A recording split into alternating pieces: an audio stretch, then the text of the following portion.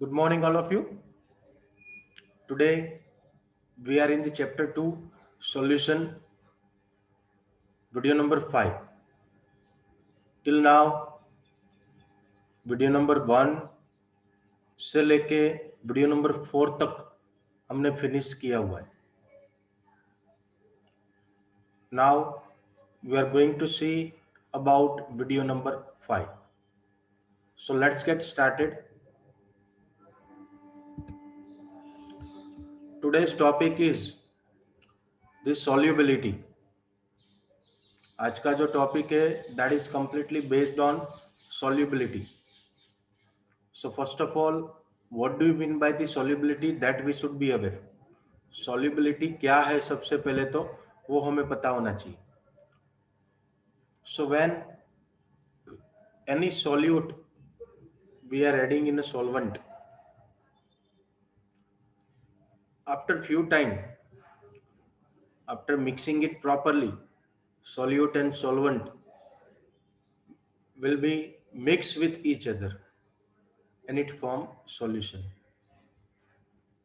So here in this case, the solubility means maximum amount of solute that can be dissolved in solvent. Solvent का amount भी fix रहेगा. Solute का जितना maximum amount, जितना हो सके उतना अमाउंट वो हम सॉल्वेंट के अंदर डिसॉल्व कर पाए, ठीक है, तो वो जो एबिलिटी है सॉल्वेंट की सॉल्यूट को डिसॉल्व करने की, वो एबिलिटी को हम सॉल्युबिलिटी बोलते हैं. Okay, so once again, solubility means solubility of a substance is its maximum amount that can be dissolved in a specified amount of solvent. That is considered to be the solubility. Solute का maximum amount solvent में dissolve कर पाए, ये solvent की जो ability है उसको हम solubility बोलते हैं. Now solubility is dependent on few factors. There are few factors which can determine the solubility of a solution, of a solvent. So the first one, that is nature of solute, then nature of solvent, then the temperature and pressure. These are the four factors which can determine the solubility of a solvent: nature of solute, nature of solvent, temperature and pressure.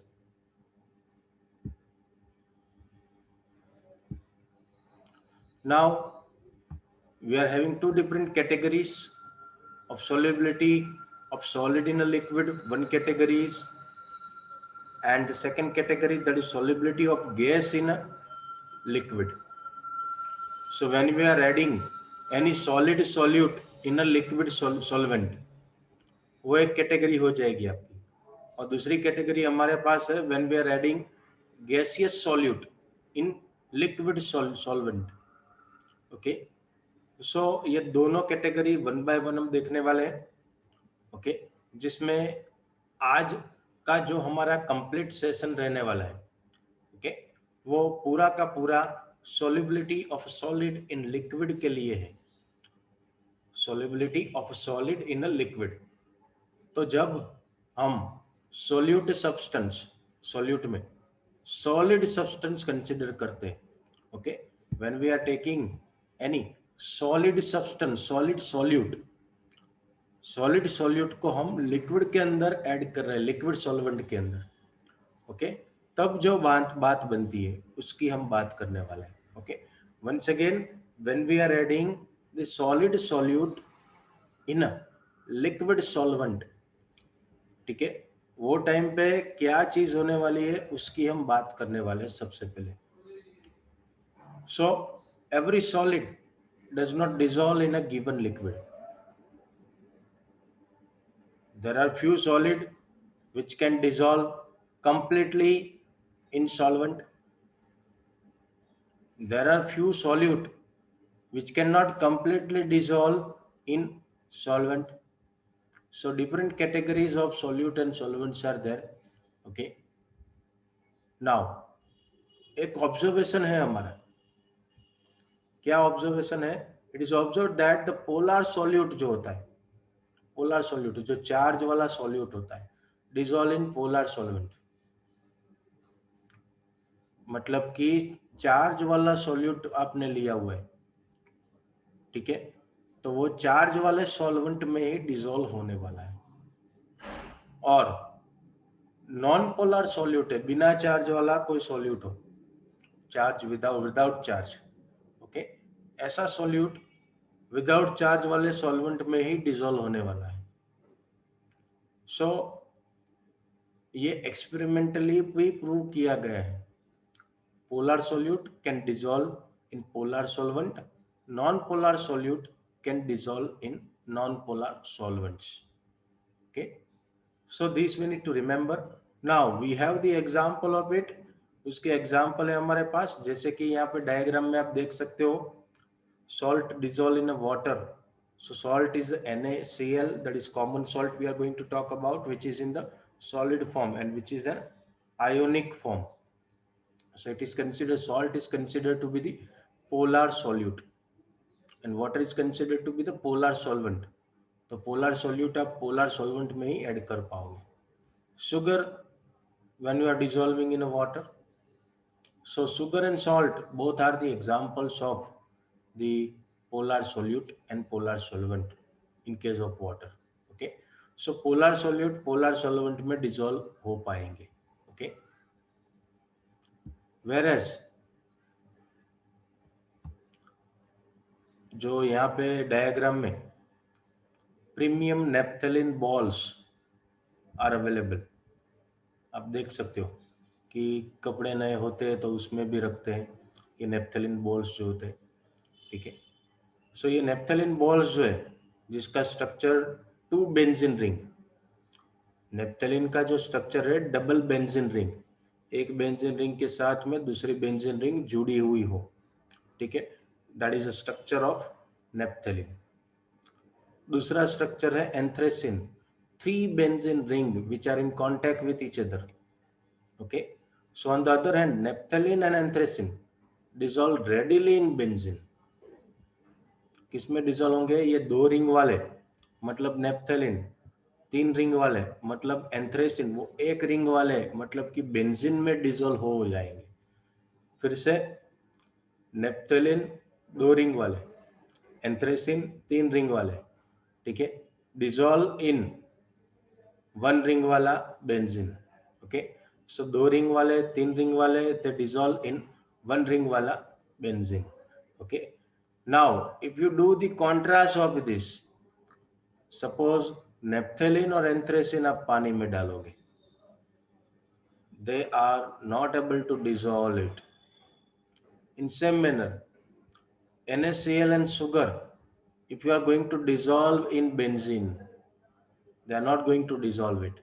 Okay, so in short, observation is saying that polar solute can dissolve in polar solvent, non-polar solute can dissolve in non-polar solvent.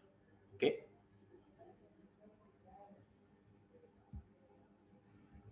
now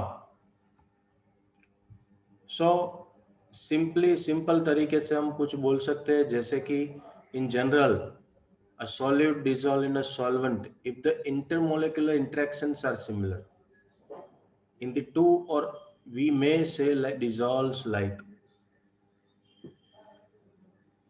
okay, देखो meaning क्या हुआ. Solute के अंदर जो intermolecular forces होता है IMF जिसको हम बोलते हैं सॉल्यूट में, वो कौन से तरीके का है? आयोनिक है, हाइड्रोजन बॉन्डेड है, ठीक है, कोवेलेंट है. तो सॉल्यूट के अंदर जो इंटरमोलिकुलर फोर्स रहता है, अगर वही इंटरमोलिकुलर फोर्स सॉल्वेंट में रहेगा तो ऐसा सॉल्वेंट ये वाले सॉल्यूट को डिसॉल्व कर पाएगा. So if they are having the similar kind of intermolecular forces or the intermolecular interactions, okay, solute solute or solvent solvent, then the proper solute solvent interactions will be there and can be dissolved in a proper manner. एक simple तरीके से हम बोलना चाहेंगे कि like dissolves like, unlike dissolves unlike. Okay, so this is what the solubility of solid in a liquid. Now there are few definitions we are having it. Okay, so let us do that definitions all together one by one. So first definition, that is dissolution. Okay, what is it? Dissolution. So here you can see that diagram where sugar and water you have mixed and you are mixing it properly. After few time you will get the sugar solution. When in a water, suppose if you are adding the sugar, after few time if you will check, then you will be getting the sugar solution. So here the process of dissolution is taking place. So when a solid solute is added to the solvent, how we have added sugar in the water, some solute dissolves, कुछ sugar जो है वो dissolve हो जाएगी and its concentration increases in a solution. शुरुआत में sugar का solution कुछ नहीं होता है भाई. Initially when we have not added the sugar, once if you are adding the sugar in it, okay, after few time if you check the concentration of the solution, then the concentration of solution will increase. Sugar का concentration solution में बढ़ जाएगा. Okay, this process is known as a dissolution. Okay, so once again initially solution के अंदर अगर आप check करोगे sugar का concentration that would be very less. Okay, but after few time when we are adding this solute as a sugar in this solvent, पानी में solute में हम क्या डाल रहे हैं? शुगर. आफ्टर फ्यू टाइम आप चेक करोगे तो जो सॉल्यूट का जो कंसंट्रेशन होगा, मतलब कि शुगर का जो कंसंट्रेशन होगा, वो सॉल्यूशन में बढ़ जाएगा क्योंकि शुगर जो है वो पानी के अंदर डिसॉल्व हो जाती है. Okay, that process is known as an dissolution. Okay, now we have the second definition, that is crystallization. Okay, so what is crystallization? Let us solve it. Okay, क्या है ये crystallization? तो देखो सबसे पहले सब डिसोल्यूशन में हमने क्या बोला? There are some solute particles which can dissolve properly. Solute के कुछ पार्टिकल बहुत बढ़िया तरीके से डिसॉल्व हो जाते हैं सॉल्वेंट में. Okay, but in case of the crystallization ऐसा नहीं. तो देखो some solid particles in a solution collide with the solid solute. Okay, क्या होगा? Solute part, some solute particles in a solution, solution के अंदर कुछ सॉल्यूट के जो पार्टिकल्स रहेंगे भाई, okay, they collide with the solid solute particles. वो एक दूसरे के साथ टकराएंगे, कोलिजन होगा उनके बीच में, and get separated out of the solution, और सॉल्यूशन में से वो सेपरेट आउट हो जाएंगे. ओके, ये प्रोसेस को हम क्रिस्टलाइजेशन बोलते हैं. Okay, once again some solute particles in a solution they collide with solute particle, okay, and get separated out, okay, of the solution. This process is known as a crystallization. Okay, तो अभी crystallization के लिए बच्चों हम एक example लेंगे. Okay, the example of the crystallization. Okay, now see here, this example is not given in your NCERT. Okay, but this is just for the explanation what is crystallization, and might be you have done this in the practical in the your lower classes. Okay, see here we have taken the one burner.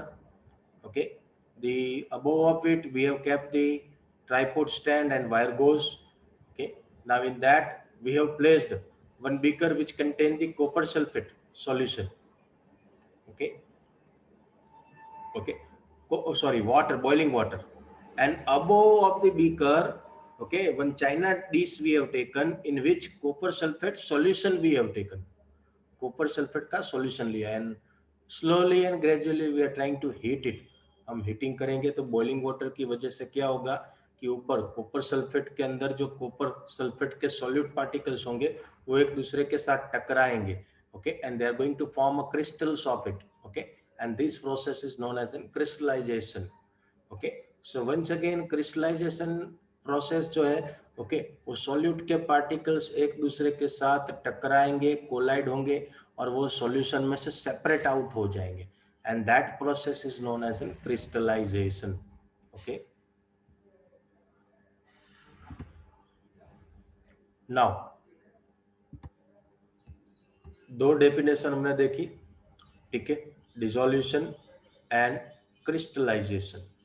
Now third term or third terminology what we have to see, that is dynamic equilibrium, okay. What is, see, by word equilibrium you will come to know that it is in the balance condition। वो क्या रहता है balance condition में, जैसे कि यहाँ पे right hand side में मेरा राइट आपका left, a girl moving upward at a speed of velocity v and escalator moving downward at the speed of velocity।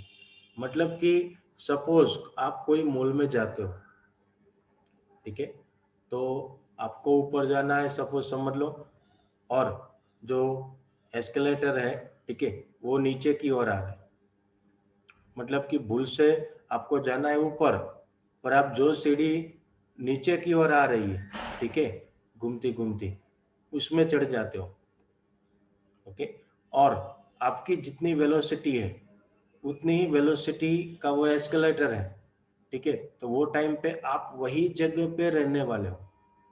अब जितना ऊपर जाओगे उतना ही आपको सीढ़ी नीचे की ओर धकेलेगी, ठीक है। So that is an example of an dynamic equilibrium, okay. So what is it, let us go through it।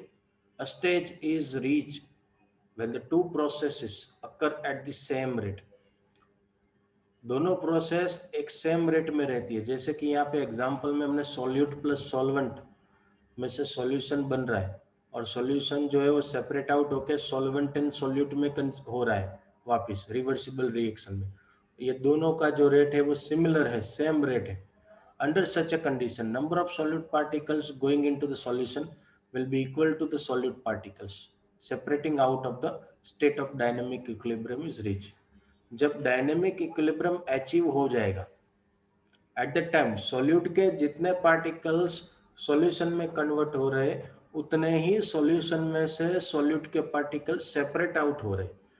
ये दोनों का रेट जो है रहेगा वो सिमिलर रहेगा, सेम रेट रहने वाला है, okay, and that is considered to be the dynamic equilibrium. ठीक है, आपने एक चैप्टर प्रिपेयर किया, जब दूसरा चैप्टर आया वो दूसरा चैप्टर प्रिपेयर किया, और दूसरा प्रिपेयर किया तो पहला आप भूल गए, ठीक है, that is also considered to be the dynamic equilibrium. So at that time what we need to do, we need to do the revise the previous chapter भी हमें रिवाइज करना पड़ेगा, okay, then you can able to remember both the chapters togetherly, okay। At this stage the concentration of solute in a solution will remain constant under the given condition, that is temperature and pressure। ये condition पे जो concentration रहेगा solute का, ठीक है, वो similar रहने वाला है, क्योंकि जितना कंसेंट्रेशन में सॉल्यूट सॉल्यूशन में कन्वर्ट हो रहा है उतने ही कंसेंट्रेशन का सॉल्यूशन में से सॉल्यूट के पार्टिकल सेपरेट आउट होने वाले हैं। तो ये दोनों का जो कंसेंट्रेशन रहने वाला है, ठीक है, सॉल्यूशन का, वो इक्वल रहने वाला है, okay, when dynamic equilibrium is achieved. और वो दौरान का जो टेम्परेचर और प्रेशर रहेगा वो भी सिमिलर होना चाहिए, मेंटेन होना चाहिए, okay, then dynamic equilibrium can be achieved, okay। now ऐसा ही जो प्रोसेस है वो सैचुरेटेड सॉल्यूशन के अंदर देखा जाता है, okay. Similar process is followed when the gases are dissolve in liquid solvent. जब गैस आप लिक्विड में डिसॉल्व कर रहे हो, ठीक है, अभी देखो हमारे पास दो टाइप्स के सॉल्यूशन है, वो ऑलरेडी आप जानते हो, ठीक है, इवन 9th स्टैंडर्ड में ये आया है, ठीक है, saturated solution and unsaturated solution. So what is it? What is the basic difference between these both? First of all, the saturated solution. It is a solution in which no more solute can be added in a given amount of solvent at a particular temperature. In this case, the temperature they have taken or considered as a 25 degree on Celsius. Solvent के fix amount में fix temperature पे आप ज्यादा solute add नहीं कर पाओगे. That is considered to be the saturated solution.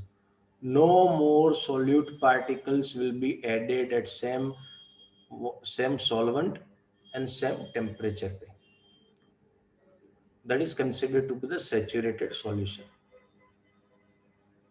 Whereas in case of unsaturated solution, it is a solution in which more solute can be added at a given amount of solvent in a particular temperature. यहाँ पे भी temperature 25 degree Celsius ही हम consider करेंगे. तो इसमें आप थोड़ा ज्यादा सॉल्यूट ऐड कर पाओगे वही सेम अमाउंट ऑफ सॉल्वेंट में. तो ऐसे जो सॉल्यूशन है उसको हम अनसैचुरेटेड सॉल्यूशन बोलते हैं. ठीक है. Now, the example of saturated solution is 36 gram of NaCl in 100 gram of water. मतलब कि 100 ग्राम ऑफ वाटर का जो कैपेसिटी है सॉल्ट को डिसॉल्व करने की वो है 36 ग्राम ऑफ NaCl आप डिसॉल्व कर पाओगे. उससे ज्यादा 1 ग्राम भी अगर आपने डाला तो वो डिसॉल्व नहीं हो पाएगा. तो ऐसा सॉल्यूशन का जो है उसको हम सैचुरेटेड सॉल्यूशन बोलते हैं. Whereas सपोज आपने 16 gram of NaCl 100 gram of water में डाला हुआ है. ठीक है, तो 100 ग्राम ऑफ वाटर की कैपेसिटी तो अभी कितनी है भाई 36 तक.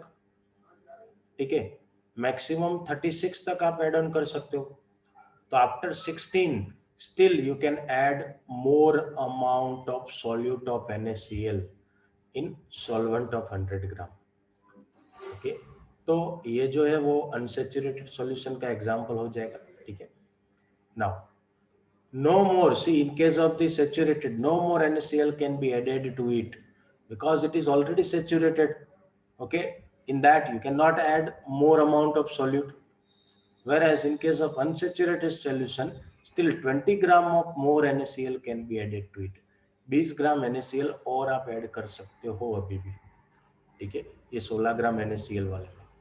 ओके, बिकॉज उसकी जो कैपेसिटी है वो 36 ग्राम है. ठीक है, उतना 100 ग्राम ऑफ वाटर जो है वो डिसॉल्व कर पाता है. ठीक है. Now the solution which is in a dynamic equilibrium with undissolved solute is the saturated solution and contains maximum amount of solute dissolved in a given amount of solvent. Saturated solution में क्या रहेगा, solute का maximum amount dissolve हो गया होगा, उससे ज्यादा आप सॉल्यूट ऐड ऑन नहीं कर पाओगे. Okay, then thus the concentration of solute in such a solution is its solubility. यहाँ पे आप जितना भी जो भी कंसेंट्रेशन रहेगा ऐसे सॉल्यूशन का वो सॉल्यूट की सॉल्युबिलिटी हो जाएगी भाई पर्टिकुलर सॉल्वेंट में. ठीक है. Now there are factors which are influencing the solubility of a solids. Okay, although there are factors in which the nature of solute is there and nature of solvent is also available, but then this is not in our syllabus. Okay, so we have not considered. Okay, only two factors here they have given, that is effect of temperature and effect of pressure. So that two factors which are influencing the solubility of solid in a liquid that we are going to see. Okay, so the first one, that is effect of temperature. In general, if in a nearly saturated solution the dissolution process is endothermic. कैसी रहेगी, endothermic, where delta solution of H solvation enthalpy, okay, is greater than zero, zero से ज्यादा रहेगा, मतलब कि positive में endothermic process के लिए। The solubility should increase with the rise in the temperature. ऐसे अगर आपके पास एंडोथर्मिक प्रोसेस है, ठीक है, तो वो टाइम पे क्या होने वाला है, सोलिबिलिटी, टेम्परेचर बढ़ाओगे आप तो सोलिबिलिटी इंक्रीज होगी। ये एमसीक्यू भी है भाई, ठीक है। एंडोथर्मिक प्रोसेस के लिए आप टेम्परेचर बढ़ाओगे, when you are increasing the temperature then the solubility will also increase, okay. But suppose if instead of endothermic process delta sol H greater than 0 के बदले delta sol H less than 0, okay, temperature exothermic process हो, ठीक है, तो solubility should decrease, तो solubility यहाँ पे कम हो जाएगी, ठीक है।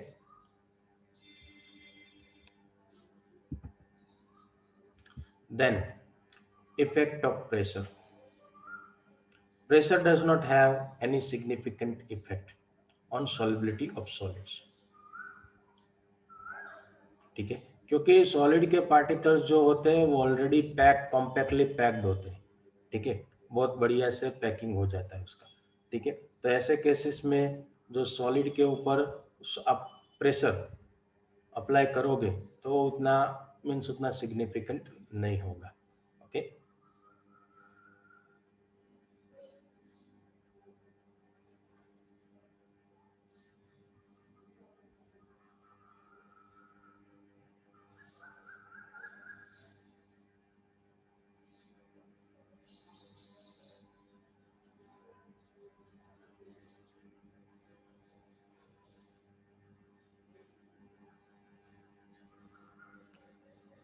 फिर इट इज, अभी देखो ऐसा क्यों होता है, मैंने आपको बोला ऑलरेडी कि सॉलिड के जो पार्टिकल है वो कॉम्पैक्टली पैक्ड होते हैं, ठीक है।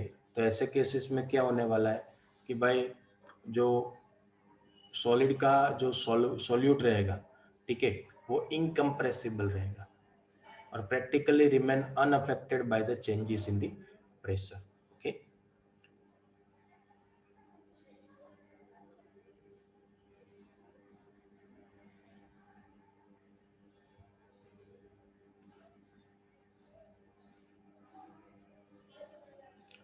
चलिए, तो ये है आज का हमारा सेशन, ठीक है।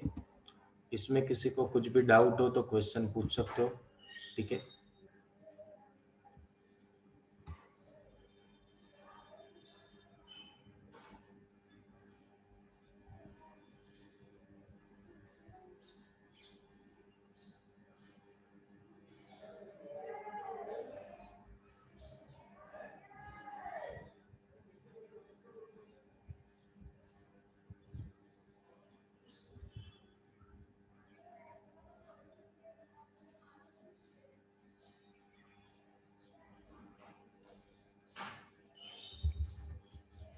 Okay, that's all. Have a nice day.